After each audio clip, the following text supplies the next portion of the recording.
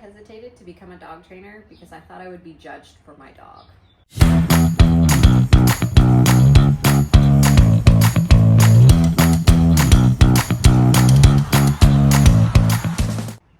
Welcome to Straight Up Dog Talk. I'm Em, and today's solo episode is for anyone who feels like they've tried everything and nothing is working.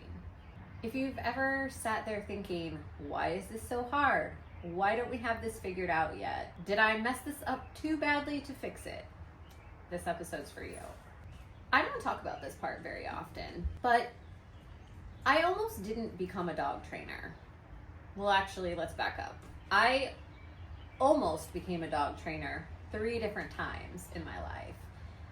But every single time, it never felt like it was the right time. I didn't think that I had the right mentor. I didn't know where to start.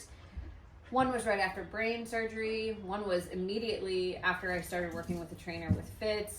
And one was all the way back when I was still a vet tech. Each time I thought about pursuing life as a dog trainer, I talked myself out of it. I wasn't sure if I was good enough. I wasn't sure if I had the right resources. I wasn't sure if I believed in myself enough to go out on a limb and try something new.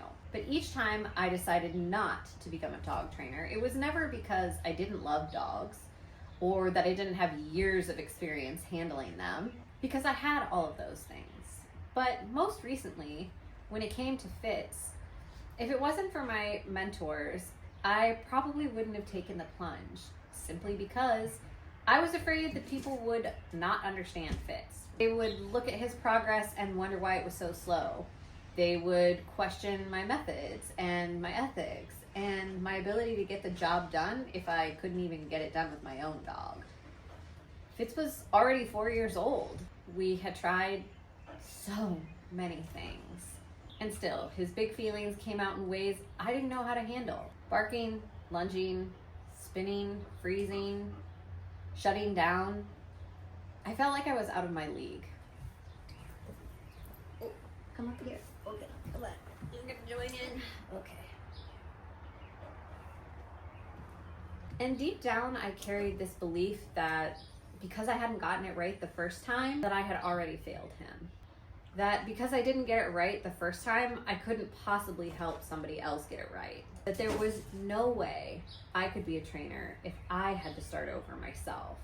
But here's the truth that I really want you to hear today. Starting over isn't failure, it's bravery. It's listening, it's adapting, and it's saying, I see what I didn't do right here, and I'm ready to do things differently, without shame. There was no magic moment when everything clicked together. There was no perfect program, no single tool in my toolbox that could fix everything. It was 1,000 tiny little shifts, learning what Fitz needed, and letting go of the things that didn't work or feel right. A whole lot of unlearning things I had been told to do, but that didn't work for Fitz. So if you're listening to this and thinking, I've used the tools, I've followed the steps, and it still feels off.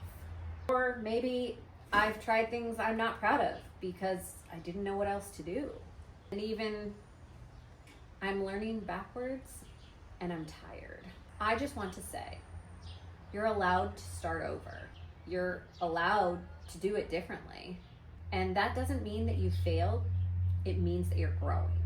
Some of the biggest shifts that I've made were actually pretty simple things when you think about it. I stopped walking Fitz every day and started focusing on moments of calm and connection instead. I stopped pushing him into situations to fix his reactivity and started listening to what made him feel safe.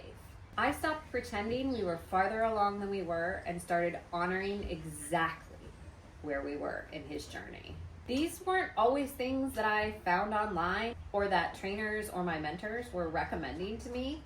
Sometimes they were even a combination of those things, but all of them worked for us. Something that I've said 1,000,000 times over and will continue to say 1,000,000 times more is that learning from different teachers is the most important thing that you can do for yourself and your dog. Taking a variety of skills and spicing it up with a little bit of this and a little bit of that is the best recipe, because every dog is different.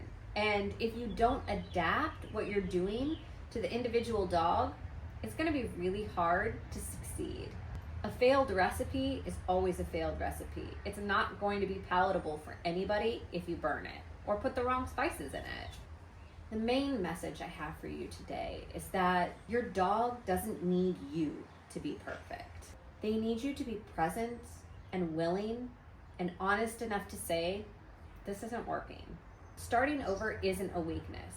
It's where the connection begins. And if nobody has told you this yet today, you are not alone in this. Remember, solo episodes drop every other Monday. And if you're walking through something really heavy with your dog right now, I hope that you'll come back.